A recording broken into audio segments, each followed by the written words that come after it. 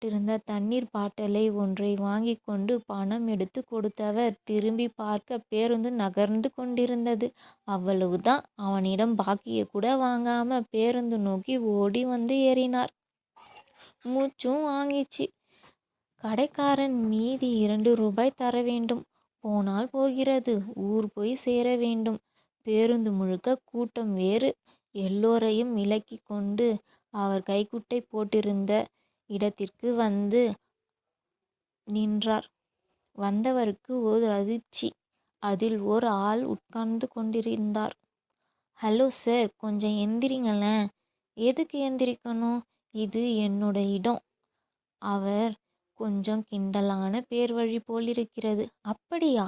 உட்கார்ந்த நிலையிலேயே தான் உட்கார்ந்திருந்த இருக்கையை சுற்றி பார்த்து, உங்க பேர் ஒன்றும் போற்று இல்லையே. அவ்வளவுதான். கோபம் தலைக்கேறியது